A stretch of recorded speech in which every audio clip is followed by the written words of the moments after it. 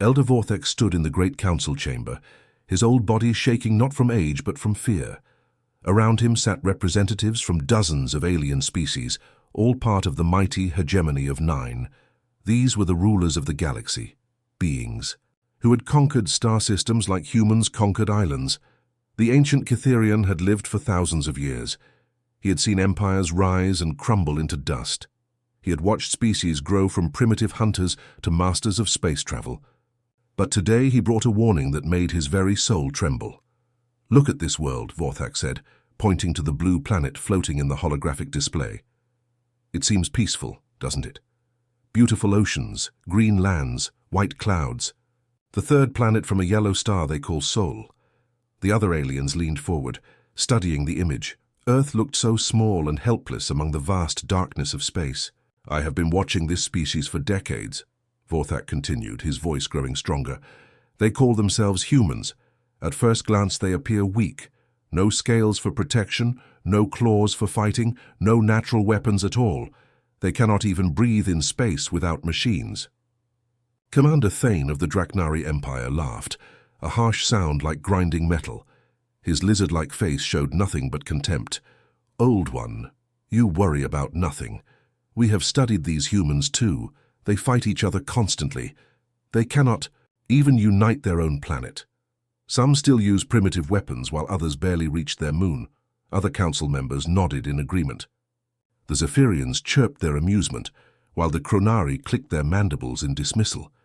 These aliens had crushed civilizations far more advanced than humanity. But Vorthak shook his head sadly. "You see only what is on the surface. Let me tell you what I have observed. When humans are pushed to their limits, something incredible happens. They do not break like other species. They do not surrender when defeat seems certain. Instead, they become something else entirely." He waved his hand, and the hologram changed to show scenes from human history. Battles where outnumbered armies refused to retreat. Cities that fought on even when surrounded. Individuals who sacrificed everything for their people. "Watch how they fight," Vorthak urged. "When one human falls, 2 more take their place. When their cities burn, they rebuild them stronger. When their leaders die, new ones emerge from the ashes. They learn from every defeat and come back harder than before." Commander Thane's expression remained mocking. "Pretty speeches, Elder. But we have plasma cannons that can melt mountains. We have shields that can stop nuclear weapons. We have ships that can travel between stars in days. What do these humans have that could possibly threaten us?" Vorthak's ancient eyes grew dim with sadness. "They have something far more dangerous than any weapon. They have the ability to turn their pain into power.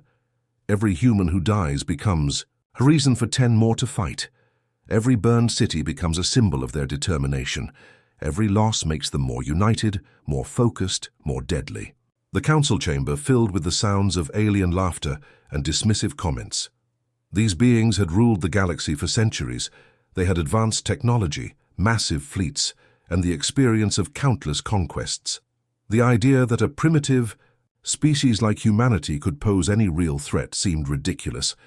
"Besides," added General Crix from the Altarian delegation, "our intelligence reports show they cannot even agree on simple things.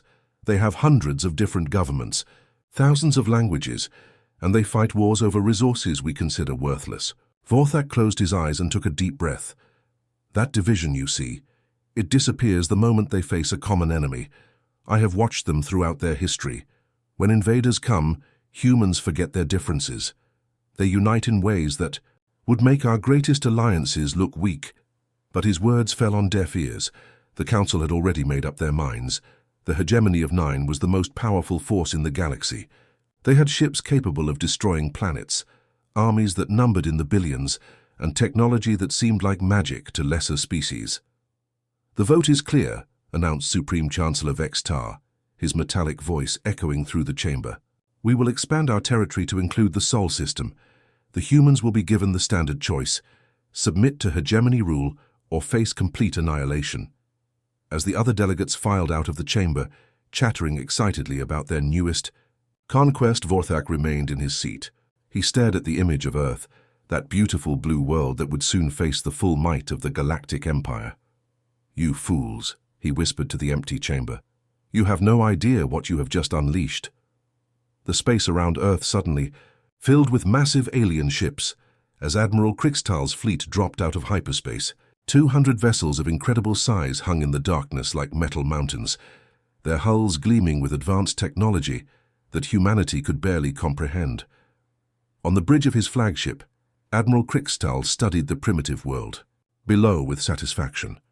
His scales shimmered under the ship's lights as he reviewed the intelligence reports.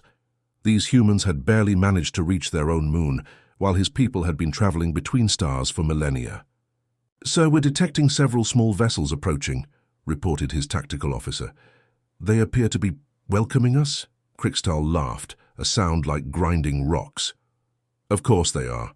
These primitives probably think we're gods, but down on Earth the situation was far different." In the command center of the Korean Space Command, Captain Kim Dae watched the alien fleet with growing dread. The vessels were unlike anything in human imagination, sleek, deadly, and impossibly advanced. "Sir, we're receiving a transmission from the alien fleet," announced Lieutenant Park Jin, his fingers flying over the communication controls. "It's being broadcast on all frequencies in multiple languages." Kim Dae nodded grimly. Around him, his crew worked with quiet efficiency. They all knew what was coming. The small fleet of human vessels approaching the aliens wasn't a welcoming committee. It was everything Earth could put into space. The alien message came through clearly, translated by their advanced computers into perfect Korean, English, Chinese, and dozens of other human languages. "Primitive inhabitants of the third planet, you will submit to the authority of the hegemony of 9. Your world will become part of our empire. Your people will serve us. Resistance is futile. You have 1 hour to surrender unconditionally." The bridge fell silent except for the quiet hum of electronics. Every person present understood the weight of this moment. This wasn't just first contact with alien life. It was humanity's final test. Kim Dae stood up slowly, his hand resting on the communication console. Back on Earth, billions of people were watching and listening. In bunkers and command centers, around the world, military leaders waited for his response. The fate of humanity hung on his next words. "Open a channel to the alien fleet," he ordered quietly. "Broadcast on all frequencies." Lieutenant Park Jin's hands trembled slightly as he activated the transmitters. "Channel open, sir." Kim Dae took a deep breath, thinking of his wife and children safe in the underground shelters of Seoul. He thought of every human who had ever lived, every dream they had shared, every hope for the future. "This is Captain Kim Dae of the Korean Space Command representing the United Nations of Earth," he said, his voice steady and clear. "We have received your ultimatum and considered it carefully." Admiral Krixtal leaned forward on his command throne, expecting the usual groveling surrender he had heard from dozens of conquered species. Instead, Kim Dae's next words would echo through galactic history. "We decline." The silence that followed lasted exactly 17 seconds. Then Admiral Krixtal's rage exploded across the bridge of his flagship. "What did he say?" the alien commander roared. "Did this primitive just refuse the mercy of the hegemony?" His communications officer checked the translation systems twice before confirming. "Yes, sir, they said no." For a moment, Krixtal couldn't believe it. In his 300 years of conquest, no species had ever simply refused to surrender. They had fought, yes, but always with desperate last-minute pleas for mercy. They had tried to negotiate, to bargain, to find some way to survive, but these humans had simply said no. "Sir," his tactical officer interrupted, "the human vessels are taking defensive positions around the planet." Krixtal looked at his displays in amazement. The tiny human ships were spreading out in what appeared to be a battle formation. Their weapons were primitive, their shields were weak, and they were outnumbered 100 to 1.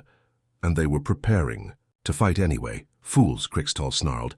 "If they want to die as heroes, we'll give them that honor. Begin the bombardment. Target their major population centers first.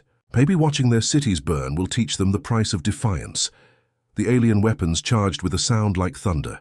Beams of pure energy lanced down toward Earth, striking Seoul, Tokyo, New York, London, and dozens of other cities.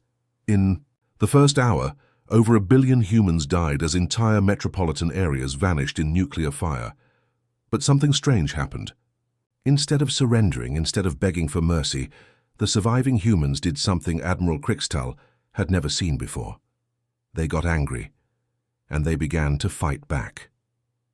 Deep beneath the smoking ruins of Busan, in bunkers that had been built to survive nuclear war, something extraordinary was happening. The underground facilities hummed with activity as scientists, engineers, and military personnel from around the world worked together with desperate energy.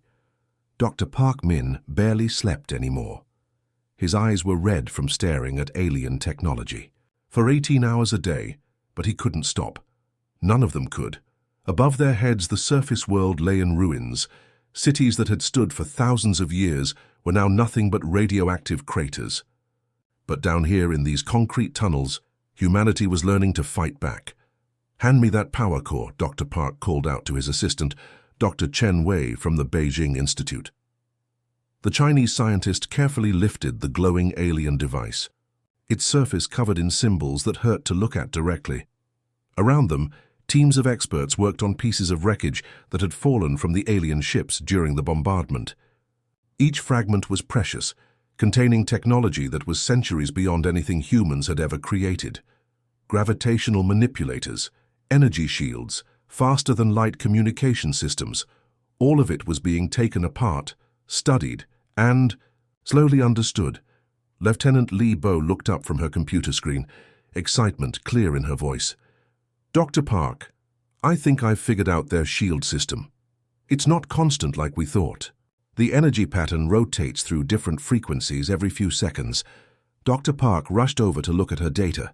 The screen showed complex wave patterns that pulsed and shifted in mathematical sequences. "Show me the timing," he said urgently. "Here." Li Bo pointed to specific points on the graph. The shields dropped to minimum power for exactly 0.3 seconds during each rotation.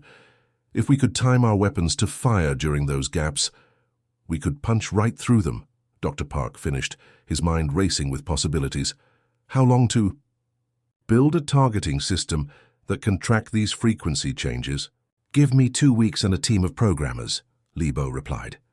In another section of the bunker, Captain Yun Tae was working with a group of pilots and engineers to modify human spacecraft. The aliens had destroyed most of Earth's space fleet, but some ships had survived by hiding in asteroid fields and behind the moon. "The problem is speed," Captain Yun explained to his team. "Our fastest ships can barely reach 10% of light speed. The aliens can travel between star systems in days." Engineer Kim Soo held up a salvaged alien engine component. "This piece came from one of their smaller ships. If we can figure out how it works, maybe we can adapt it to our vessels." The work was dangerous. Alien technology didn't follow human physics laws. 3 engineers had been killed when an energy cell exploded unexpectedly. 2 more had been hospitalized after exposure to unknown radiation. But still they pressed on. Week by week, breakthrough by breakthrough, humanity began to unlock the secrets of their enemy's technology. They learned to manipulate gravity fields, to bend space-time for faster travel, to generate shields that could stop energy weapons. But most importantly, they learned to be silent. The first modified human ship disappeared from Earth's orbit on a Tuesday morning. The alien monitoring stations detected nothing unusual, just another piece of space debris drifting away from the devastated planet. Admiral Krixtal, still commanding the occupation fleet, barely noticed when his sensors reported human ships leaving Earth. "Let them run," he told his officers. "The survivors are probably fleeing to their outer colonies. We'll hunt them down eventually." But the humans weren't running away. They were hunting. The hegemony outpost at Proxima Centauri was a small facility designed to monitor human activity in nearby star systems. 30 alien ships guarded the station, their crews confident that no human vessel could reach them undetected. They never saw the attack coming. The human ships materialized out of empty space like ghosts, their new cloaking technology making them invisible to alien sensors. The first the defenders knew of the assault was when their shields began failing under precisely timed weapon strikes. Commander Vexnol barely had time to send a distress signal before his flagship exploded around him. One by one, the alien vessels fell to human weapons that struck at exactly the right moment, penetrating their defenses with surgical precision. The entire battle lasted less than 10 minutes. When the reinforcement fleet arrived 6 hours later, they found nothing but wreckage and a single message beacon floating in space. The message was short, written in perfect galactic standard, for Earth. Back in the underground bunkers, Dr. Park Min and his teams monitored the alien communication networks, listening to the panic and confusion spreading through the hegemony fleet. "They don't understand how we did it," Lieutenant Li Bo reported, with satisfaction. "Their military commanders are demanding explanations that their scientists can't provide." Dr. Park allowed himself a small smile. It was the first time he had smiled since watching Sol burn from orbit. "Good," he said quietly. "Let them wonder. Let them fear. They wanted to see what humans could do when pushed to the edge." He looked around at his fellow survivors, these brilliant minds who had turned their grief into determination, their loss into strength. Now they're going to find out. Captain Cho Yon stood on the bridge of the Vengeance, staring out at the stars through the main view screen. The ship around her was unlike anything humanity had ever built before, a deadly fusion of human engineering and alien technology that had been paid for with the blood of billions. Her crew was small, only 37 people, but each one was a survivor of the bombardment. Communications Officer Park Hai had watched her family's apartment building vaporize in the attack on Seoul. Engineer Lee Jun had been on duty at the International Space Station when Tokyo disappeared in nuclear fire below. Every person aboard, this ship had lost everything they had ever loved. That loss had transformed them into something the galaxy had never seen before. Humans with nothing left to lose and an entire universe to make pay for their grief. "Captain," called Navigator Kang Su from his station, his voice steady despite the pain that lived behind his eyes. "I'm picking up a Draknari supply convoy on long-range sensors, 12 ships, heading for the Vega system." Cho Yon studied the tactical display that appeared in front of her. The enemy vessels were moving in a standard formation, their shields up, but their weapons powered down. They felt safe here, deep in hegemony territory, far from the primitive humans they thought they had crushed. "What's their cargo?" she asked quietly. "Weapons and supplies for the occupation forces at Earth," reported Intelligence Officer Kim, Tay reading from his scanner. "And," his voice hardened, "medical equipment stolen from our hospitals before they bombed them." The bridge fell silent. Everyone knew what that meant. The aliens had looted Earth's medical supplies while human doctors desperately tried to save the wounded and dying. They had taken the very tools that could have saved human lives and turned them into profit. "Distance to target?" Cho Yeon asked. 40 minutes at current speed, Kang Su replied. "Take us to silent running. All power to stealth systems." The Bae to Pei-chans seemed to fade from existence as its cloaking technology activated. The ship's hull became invisible to sensors, its heat signature vanished, and even its gravitational field was masked. To the outside universe, it was as if the vessel had simply ceased to exist. This was technology the aliens had never shared with their conquered peoples. But humans had a talent for taking things that weren't freely given. The Draknari convoy continued on its route, completely unaware that death was approaching from the darkness. Commander Thekva, leading the supply mission, was actually relaxed for the first time in weeks. The human resistance had been crushed, and now it was just a matter of strip mining their world for useful resources.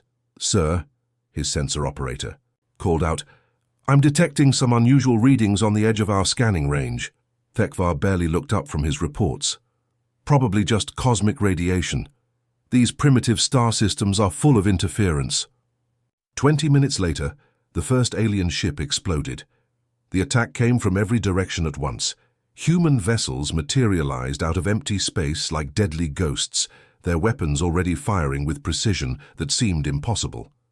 The Draknari, shields so effective against conventional weapons, failed completely as human gunners targeted the exact moments when the protective barriers were at their weakest.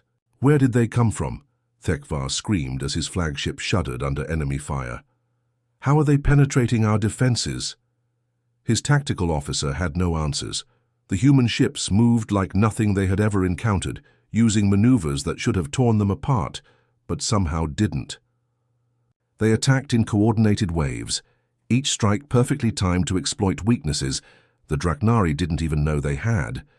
But what terrified the aliens most was the complete lack of communication from the human vessels. No demands for surrender, no threats, no attempts at negotiation, just cold, methodical destruction. One by one, the Draknari ships died. Their crews sent desperate distress signals, begging for reinforcements, for mercy, for anything that might save them. But the humans offered no quarter. They had learned this lesson from their enemies. The battle lasted exactly 7 minutes. When it was over, 12 alien vessels had been reduced to debris and radiation. The Vengeance and her sister ships collected everything useful: weapons, technology, intelligence data, and most importantly, information about other hegemony targets. "Captain," reported Salvage Officer Shin Mi as she reviewed the captured data, "we've got the locations of 17 more supply convoys plus 3 major weapon depots and a shipyard." Cho-Yon nodded grimly. "Send the convoy locations to the other hunter groups. We'll take the shipyard ourselves." As the human ships prepared to vanish back into the darkness, they left behind something that would soon become their signature. A message beacon broadcasting on all hegemony frequencies. The message was always the same, written in the aliens' own languages. "You started this. We will finish it." Across the galaxy, similar scenes were playing out as more human ships emerged from the shadows. Each victory brought them more alien technology, more intelligence about enemy positions, and more allies among the species the hegemony had oppressed. The enslaved Altarians began providing intelligence about hegemony troop movements. The conquered Zephyrians shared star maps of secret bases. Even some of the neutral species started quietly supporting the human cause, impressed by their efficiency and terrified by their determination. Admiral Krixtal, still commanding the occupation of Earth, was beginning to realize that something had gone terribly wrong. Reports flooded in from across the sector. Supply convoys destroyed, outposts overrun, entire fleets vanishing without a trace. And always, the same message left behind: "You started this. We will finish it." The hunt had begun, and the humans were no longer the prey. The Zephyrian delegation approached Neutral Station 7 with hope in their hearts. Their delicate, bird-like features showed relief as they prepared to distance themselves from the growing human conflict. The station had served as a meeting place for diplomatic negotiations for over 2 centuries, floating peacefully in the space between hegemony and neutral territories. Ambassador Krillath led the delegation, his feathered hands clutching the peace proposal they had spent weeks preparing. The Zephyrians had only provided minor support during the Earth bombardment, just some targeting data and tactical analysis. Surely the humans would be reasonable about their limited involvement. As their ship approached the station, something felt wrong. The usual traffic of diplomatic vessels was absent. No communication signals reached them from the station's control tower. The massive structure hung in space like a dead thing, its lights dimmed and its docking bays empty. "Ambassador," called the ship's pilot, his voice trembling with worry, "I'm not detecting any life signs from the station." Krillath activated the long-range scanners and immediately wished he hadn't. The station's outer hull was scorched with weapon marks. Entire sections had been blown away with surgical precision. But strangest of all, there were no bodies, no debris fields, no signs of a chaotic battle. The destruction was methodical, calculated, professional. Floating near the station's main communication array was a single message buoy, its emergency beacon flashing steadily in the darkness. With growing dread, Ambassador Krillath ordered his pilot to retrieve it. The message was short, written in perfect Zephyrian script that showed an understanding of their language that shouldn't have been possible. "The Zephyrians provided targeting data for our cities. You helped them choose which hospitals and schools to destroy first. There will be no mercy." Krillath's delicate hands shook as he read the words again and again. How did the humans know? The targeting data had been classified at the highest levels. Only a handful of Zephyrian military analysts had even seen it. "Take us home," he whispered to his pilot. "Maximum speed." But across the galaxy, Similar scenes were playing out as the Hegemony Alliance began to crack under pressure it had never expected to face. Admiral Vexnor stood in the command center of Hegemony Fleet headquarters, watching his carefully built alliance fall apart piece by piece. The holographic display showed the current status of their member species, and the news was getting worse by the hour. "Sir, the Chronari have withdrawn their fleet from the front lines," reported his aide, a nervous young Altarian whose people had been conquered decades ago. "They claim they need to defend their home systems." "From what?" Vexnor demanded angrily. "The humans don't have enough ships to threaten their territory." "Actually, sir," the aide said quietly, 3 Chronari colonies have been hit in the past. Weak. The humans seem to know exactly which systems participated in the Earth attack. Before Vexnor could respond, another report came in. Commander Thexvar of the Dragnari Empire appeared on the communication screen, his scaled face twisted with rage. "Vexnor, we demand immediate reinforcements," he snarled. "These humans are targeting our supply lines with impossible precision. They're using tactics no civilized species would employ." "What kind of tactics?" Vexnor asked, though he wasn't sure he wanted to know. "They don't take prisoners, they don't negotiate. They appear from nowhere, destroy everything, and vanish before we can respond. And they seem to know our fleet movements before we make them." As if to emphasize his point, alarms began blaring. Throughout the command center, a communications officer rushed forward with an urgent report. "Sir, we've lost contact with the Altair shipyards. The last transmission showed human ships attacking the facility." Vexnor pulled up the tactical display of the Altair system. The massive shipyard that had been building vessels for the Hegemony for over 50 years was now nothing but glowing debris. According to the timestamps, the entire facility had been destroyed in less than an hour. "How did they even find it?" Vexnor muttered. That location was classified. His intelligence officer, a veteran of dozens of campaigns, stepped forward with a grim expression. "Sir, I've been analyzing the pattern of human attacks over the past month. Every target they've hit has one thing in common, which is they all participated in the bombardment of Earth. Not just the main fleet, but support vessels, supply ships, intelligence-gathering missions, even diplomatic negotiations. It's like they have a complete list of everyone involved, no matter how minor their role." The silence that followed was deafening. Admiral Vexnor felt a chill run down his spine as the implications sank in. "You're saying they're tracking every ship, every crew member, every officer who had anything to do with attacking their world?" "That's exactly what I'm saying, sir. And if I'm right, then everyone in this room is on their list, as if summoned." By his words, Captain Hansol's strike force was at that very moment materializing out of hyperspace near a Hegemony fuel depot 3 systems away. The alien workers at the depot had exactly 4 minutes to live, though they didn't know it yet. The humans had learned something important from their enemies. If you wanted to truly defeat someone, you didn't just attack their military. You attacked their ability to make war. Every fuel depot, every supply line, every factory that supported the war effort became a target. But more than that, they had learned to be patient. Instead of rushing into massive battles they couldn't win, they picked off their enemies one by one, growing stronger with each victory, while their opponents grew weaker and more afraid. Back at Hegemony headquarters, Admiral Vexnor watched his alliance crumble, as species after species found excuses to withdraw from the conflict. The Zephyrians had gone completely silent after their diplomatic mission disappeared. The Chronari were pulling back to defend their core worlds. Even some of the Dragnari commanders were beginning to question whether this war could be won. "Sir," his aide said quietly, "there's something else. We're receiving reports that some of the species we conquered are providing intelligence to the humans. The Altarians, the Vegan colonies, even some of our own allies are starting to switch sides." Admiral Vexnor closed his eyes and tried to think. How had this happened? How had a primitive species that they had nearly exterminated become the greatest threat the Hegemony had ever faced? The answer came to him slowly, and when it did, he finally understood what Elder Vorthak had tried to warn them about. They hadn't just attacked humanity's cities and ships. They had created an enemy that would never stop hunting them, and that enemy was getting stronger every day. The message arrived through communication channels that shouldn't have existed.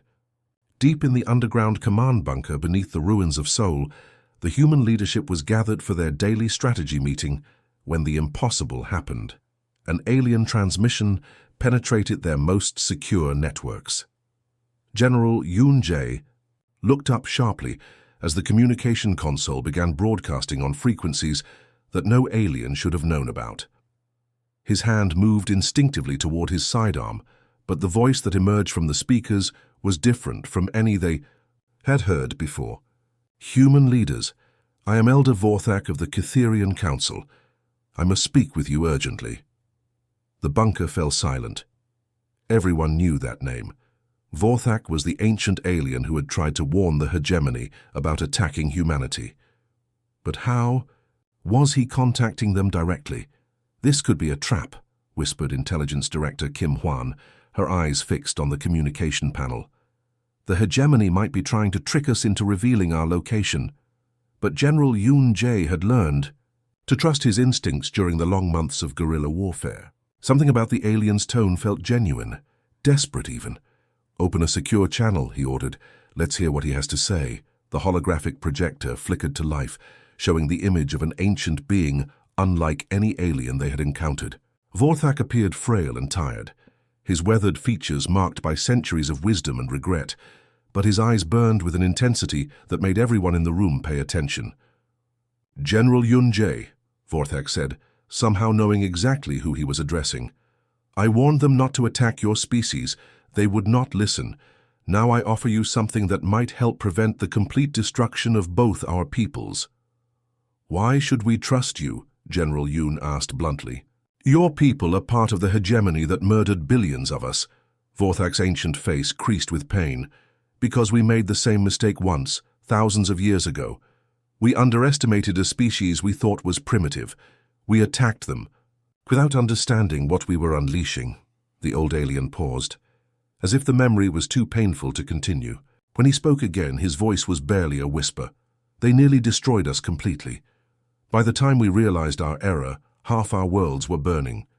We survived only because we learned to hide, to withdraw from galactic politics, to never again make the mistake of judging a species by their technology alone. Captain Jang Min, who had been listening quietly from the back of the room, stepped forward. His own family had died in the bombardment of Busan, and his hatred for the aliens burned like cold fire in his chest. So you're saying you understand us, he said, his voice controlled but dangerous. You know what it's like to have your people slaughtered by those who thought they were superior. Yes, Vorthak replied simply, and I know what you will do next. You will hunt them across the galaxy until every last one of them is dead. You will not stop, you will not negotiate, and you will not show mercy, because that is what we would have done if we had been strong enough. The humans exchanged glances. This alien understood them better than they had expected. What do you want from us? General Yoon asked. Sanctuary, Vorthak replied.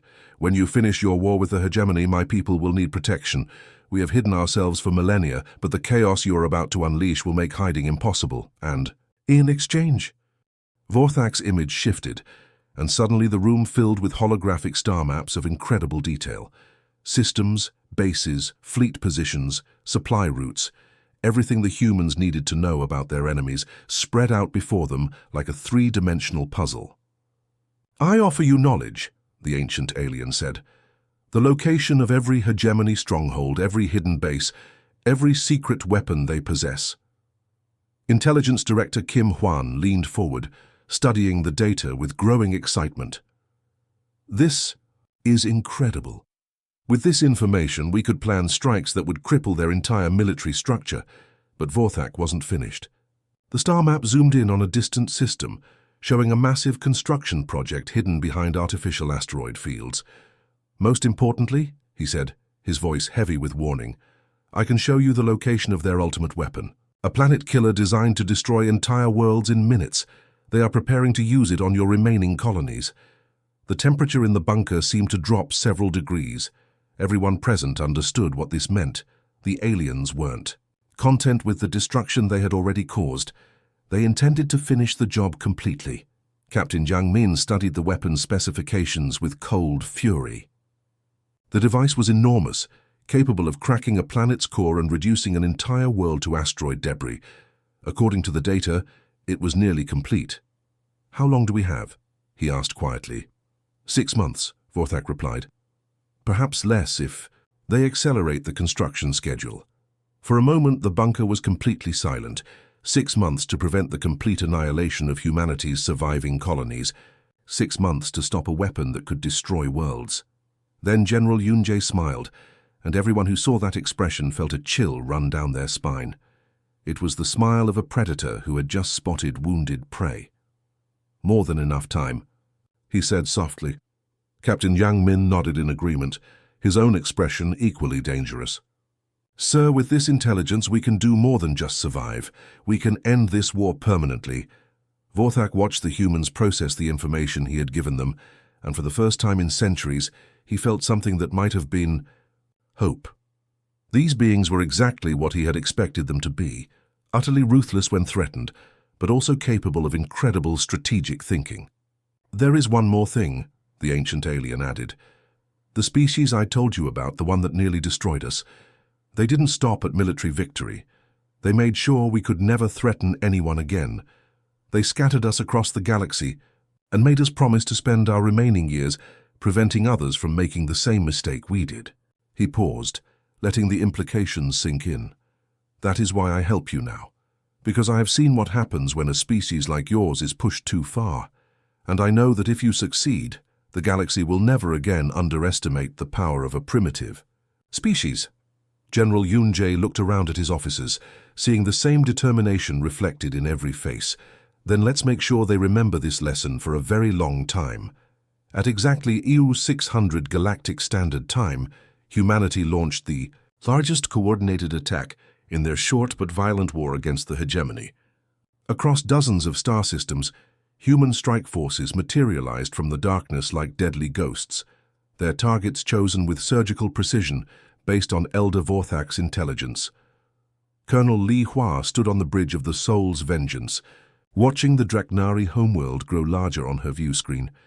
Around her, the largest human fleet ever assembled prepared for what would either be their greatest victory or their final battle. "All ships report ready, Colonel," announced communications. Officer Park Tae, his voice steady despite the magnitude of what they were about to attempt. "Stealth systems are active. The enemy doesn't see us yet."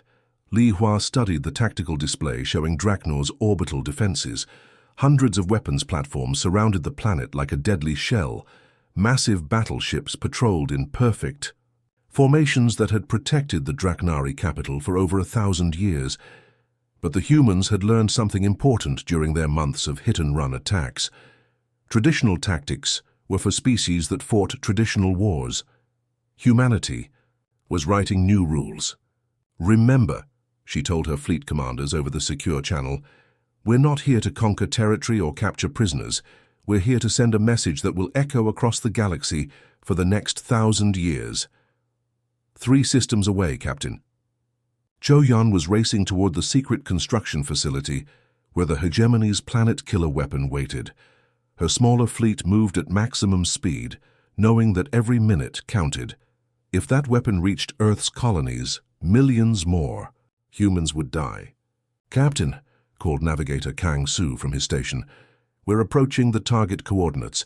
I'm detecting massive energy signatures ahead." The construction facility was hidden behind artificial asteroid fields, but Elder Vorthak's intelligence had been perfect. Zhou Yan could see the enormous weapon taking shape, a device the size of a small moon, bristling with technology designed for one purpose: destroying entire worlds. "All ships, attack formation," she ordered quietly. "Target the weapon's power cores first. If we can't capture it, we'll make sure no one can ever use it." Back at Draknor, the battle began with a silence that would haunt alien military analysts for generations. The human fleet didn't announce their presence with dramatic speeches or demands for surrender. They simply appeared and began killing. With mechanical efficiency, the first Draknari patrol never had a chance to send a warning. Human weapons struck with timing so precise that the alien shields failed at exactly the right moments. Ships that had served the Draknari Empire for decades exploded in brilliant flashes of light. their crews vaporized before they could even understand what was happening. Commander Thane, the same arrogant officer who had mocked Elder Vorthax warnings months ago, watched his defensive fleet die from the bridge of his flagship. The humans moved like nothing he had ever seen, not like individual ships, but like parts of a single deadly organism. "How are they doing this?" he screamed at his tactical officer. "Their ships are smaller than ours. We outnumber them 5-1. Lieutenant Vexmar worked frantically at his control station, trying to make sense of the readings. "Sir, they're not fighting like separate vessels. Every ship in their fleet is perfectly coordinated with every other ship. They're attacking our weak points simultaneously from multiple angles, then break their coordination, jam their communications." "We've tried, sir. They're not using normal communication methods. It's like they can read each other's minds." What the Draknari didn't understand was that the humans had learned to fight as a collective intelligence. Months of desperate battles had taught them to think beyond individual survival. Each captain knew not just their own mission, but how their actions fit into the larger strategy. When Colonel Li Hua ordered her flagship to dive toward Draknor's surface, drawing fire from the orbital platforms, Captain Jung Ho automatically moved his squadron to exploit the gap in their defenses. When the Busan's Fury lost its shields, 3 other ships immediately moved to cover it without being asked. The Draknari had studied warfare for millennia, perfecting tactics that had conquered dozens of species, but they had never faced an enemy that treated war as both precise science and deadly art. "Sir," Lieutenant Vexmar reported, his voice breaking with panic, "they're penetrating our inner defensive ring. At this rate, they'll reach the planet's surface within the hour." Commander Thane stared at his tactical display in disbelief. His mighty fortress world, protected by weapons that could shatter asteroids, was being systematically dismantled by an enemy that shouldn't have been able to reach it. "All remaining ships concentrate fire on their flagship," he ordered desperately. "If we can kill their leader, maybe their coordination will break." But as dozens of Draknari warships focused their weapons on the Soul's vengeance, Colonel Likes. Li Hua smiled coldly. She had been counting on exactly this reaction. "Now," she said quietly into her communicator, 50 human ships that had been hiding behind Draknor's moons suddenly appeared, striking the concentrated Draknari fleet from behind. The aliens had walked directly into a trap that had been planned with mathematical precision. Commander Thane watched his remaining forces evaporate under the surprise attack. His tactical officer turned to him with eyes wide with terror. "Sir, I don't think they care about the odds," he whispered. Those were the last words either of them ever spoke. Meanwhile, at the weapon construction facility, Captain Cho Yeon's fleet was discovering that the hegemony's ultimate weapon was even more dangerous than they had imagined. But they had also discovered something else. The aliens had made the same mistake they always made. They had underestimated humanity's willingness to sacrifice everything to protect their people. "All ships," Cho Yeon announced calmly as her vessel dove toward the planet killer's core. "Remember Earth. Remember our families. Make them count." The explosion that followed could be seen from 3 star systems away. The planet killer weapon that was supposed to destroy Earth's colonies never fired its deadly beam at a human world. Instead, it turned its terrible power against the very species that had built it.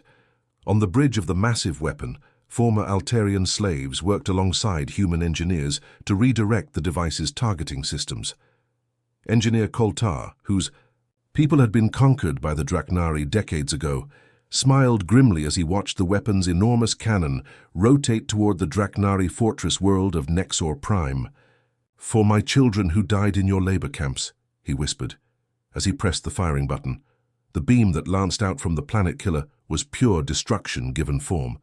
It struck Nexor Prime's surface and burrowed straight through to the planet's core, causing a chain reaction that tore the world apart from the inside.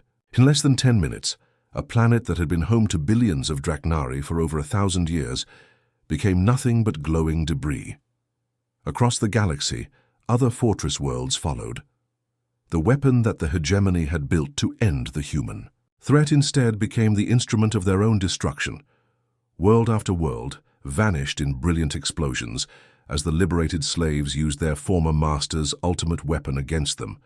Admiral Vexnor watched his civilization burn from the command center of his flagship, the last major vessel of the once mighty hegemony fleet. Around him, his surviving officers worked desperately to contact any remaining Allied forces, but the reports they received painted the same picture everywhere: total defeat. "Sir," called his communications officer, a young Draknari, whose voice shook with barely controlled panic. "We're receiving surrender broadcasts from our remaining colonies. The humans are offering terms to civilian populations." "What terms?" Vexnor asked, though he wasn't sure he wanted to know.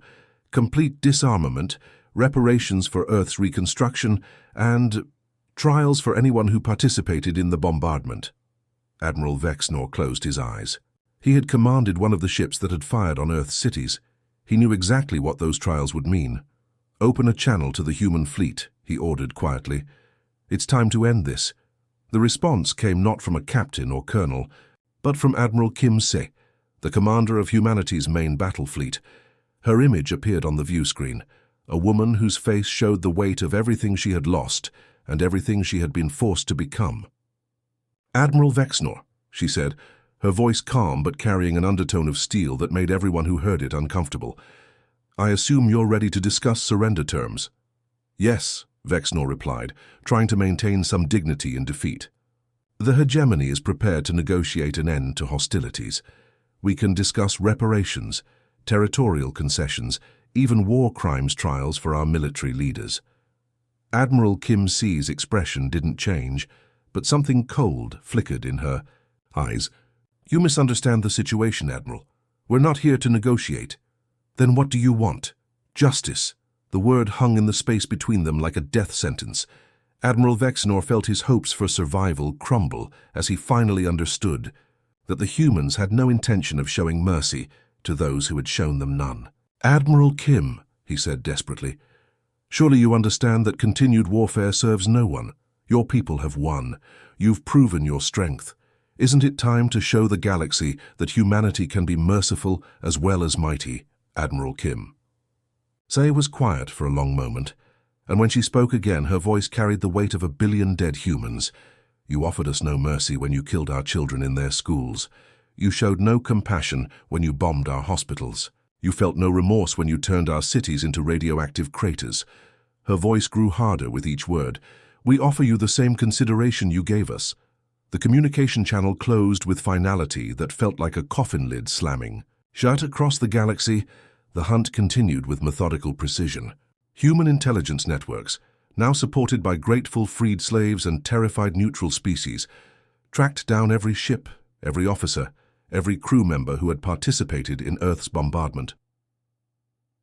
The Zephyrian cruiser, Wind Singer, which had provided targeting data for the attack on Sol, was found hiding in a nebula 3 months later. Its crew died without ever seeing their attackers. Commander Krixval, who had personally ordered the bombing of a children's hospital in Tokyo, was tracked to a remote trading station where he thought he could disappear among the crowds. Human. Agents found him anyway.